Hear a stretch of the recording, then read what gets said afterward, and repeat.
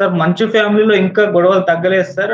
ఇంకా ఇంకా జరుగుతూనే ఉన్నాయి. నిన్న ఒక ఇన్సిడెంట్ జరిగింది. ఇదైతే చాలా ఫన్నీగా సోషల్ మీడియాలో అయితే మీమ్స్ కూడా పెట్టేసుకుంటున్నారు సార్. అదేంటంటే చక్కెర గొడవ. అంటే మనోజ్ ఇంట్లో పార్టీ జరుగుతుండగా విష్ణు వచ్చి చక్కెర పోసి ఆ జనరేటర్ పని చేయకుండా చేసి మొత్తం ఆ పవర్ ఆఫ్ చేసేలా చేశాడని చెప్పేసి కూడా మంచు మనోజ్ ఎళ్లి కంప్లెయింట్ చేశాడు సార్ పోలీస్ స్టేషన్‌లో. ఇప్పుడు ఇది కూడా చర్చనీయాంశంగా మారింది. ఏంటి గొడవలు మరి ఈ విధంగా కొట్లాడుకుంటా అని చెప్పేసి. అసలు ఏం జరిగింది? మీరేం చెప్తారు సార్ దీని గురించి? ముందు 'మంచు మనోజ్' ఏం చెప్పాడో చూద్దాం. 'మంచు మనోజ్' మీడియాకి ప్రెస్ నోట్ కూడా రిలీజ్ చేశాడు. అదేందంటే నిన్న వాళ్ళ మదర్ బర్త్‌డే అని, ఆ మదర్ బర్త్‌డేకి పార్టీ ఇచ్చాడు మనోజు. పార్టీ ఇచ్చినప్పుడు ఆ పార్టీ జరిగితే మదర్‌కి అతనికి మధ్య కొంత ఇంటిమసీ పెరుగుతుంది. వాళ్ళిద్దరిని విడదీయాలని విష్ణు అనుకున్నాడు.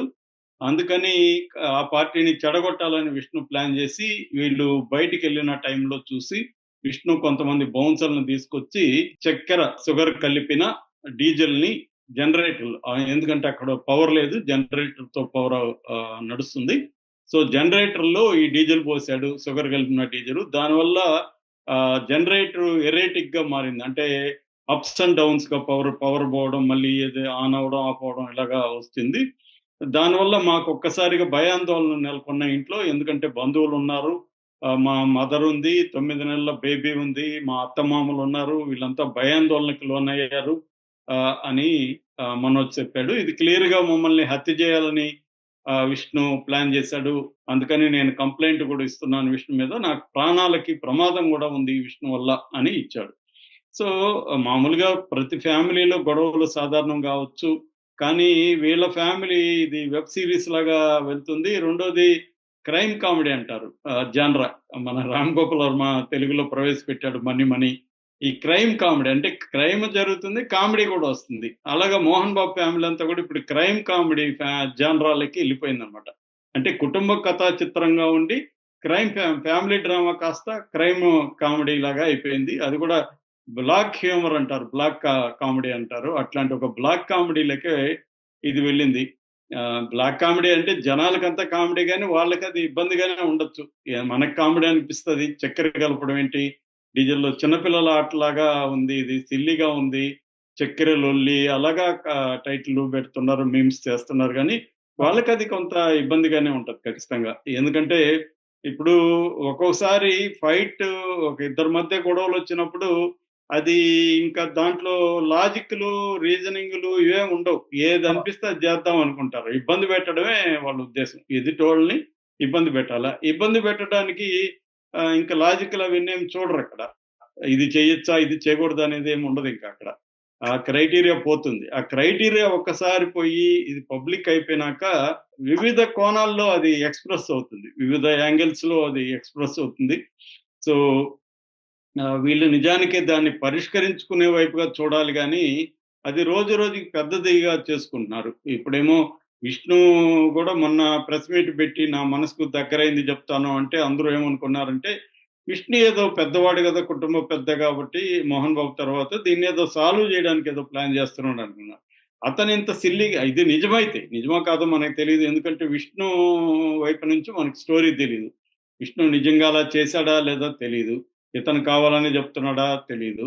ఏదేమైనా ఒక సిల్లీ రీజన్ లాగా ఉంది. ఇదేందిది జనరేటర్‌లో పోయి ఇతనికి ఎలా వచ్చింది బ్రదర్ నీకీ సూపర్ ఐడియా ఇవన్నీ కూడా అడుగుతున్నారు. అంటే మనకెవరికి కూడా నిజానికి రాదు గదా! జనరేటర్‌లో షుగర్ కలిపితే అంటే ఇది పోస్తే ఇదవుతుందని మేబీ అతను ఇన్నోవేటివ్‌గా, క్రియేటివ్‌గా ఉంది అతని హరాస్మెంటు. మామూలుగా కొన్ని రకాల సినిమాల్లో చూస్తుంటాం మనం. హారర్ థ్రిల్లర్ సినిమాల్లో ఎవరినైనా ఇబ్బంది పెట్టాలనుకున్నప్పుడు ఇట్లాంటి విచిత్రమైన పనులంతా చేస్తున్నారు. అంటే కొద్దిగా క్రూక్డ్ మెంటాలిటీయా వీళ్ళది అన్నట్టుగా అయిపోయిందనమాట ఇది. వీళ్ళ మామూలు గొడవలు కూడా జరుగుతాయి గానీ, ఇదేదో విచిత్రంగా ఉంది. సిల్లీగా గూడా ఉంది. అన్నెళ్ళి తమ్ముడి ఇంట్లో ఉన్నప్పుడు తల్లికి బర్త్‌డే జరుగుతుంటే ఆహ్, షు షుగర్ కలిపిన డీజిల్ పోయడం అనేది మనకెవరికి ఊహకు అందని ఒక వ్యవహారం. ఇది మళ్ళీ మనం మాట్లాడుకోవాల్సి రావడం మన ఒక రకంగా మన ఫేట్ అని జెప్పాలి. ఎందుకంటే మామూలుగా ఇంత సిల్లీ విషయాలను గూడా మనం డిస్కస్ జేసుకోవాల్సి వస్తా ఉందంటే, ఇదొక పబ్లిక్ ఇంట్రెస్ట్ అయిపోయింది. నిజానికి పబ్లిక్‌కేమి ఇది ఉపయోగపడదు. కానీ పబ్లిక్ ఇంట్రెస్ట్ విషయాలను కూడా జర్నలిస్టులు మాట్లాడుకోవాల్సిన పరిస్థితి ఏర్పడుతుంది. అది సినిమా రంగంలో ఎక్కువగా జరుగుతుంది. సో, ఓవరాల్‌గా దీని నుంచి మనం ఏమన్నా నేర్చుకోవాలంటే ఖచ్చితంగా నేర్చుకోవాలి. ఏం నేర్చుకోవాలంటే నెగెటివ్ లెసన్స్ అంటారు మామూలుగా. నెగెటివ్ లెసన్స్ గూడా ఉంటాయి. అంటే ఏమి నేర్చుకోకూడదో మనం తెలుసుకోవాలి. అంటే ఒక అన్నదమ్ముల మధ్య గొడవల్ని ఇలాంటివి మనం నేర్చుకోకూడదు అనేది మనం వీళ్ళ నుంచి నేర్చుకోవాలి. అంటే ఇలా జేయగూడదు అన్నదమ్ములు. హ్మ్. గొడవ పడొచ్చు కానీ, దాన్ని ఒకవేళ గొడవుంటే దేనికి గొడవవుతుంది? ఏంటి? కూర్చొని మాట్లాడుకోవడం ఇంపార్టెంట్. ఎప్పుడైనా గూడా చాలా విషయాలు పరిష్కారం ఎప్పుడవుతాయంటే, ఆహ్, అందరూ కూర్చొని ఒక దగ్గర కోపాలు, తాపాలుంటే అప్పుడు ఎక్స్‌ప్రెస్ చేసుకొని, అవసరమైనప్పుడు ఒకరినొకరు కొట్టుకొని గూడా అయిపోతే ఆ లోపల ఉన్నదంతా బయటకొచ్చేస్తే ఫ్రీ అయిపోతారు.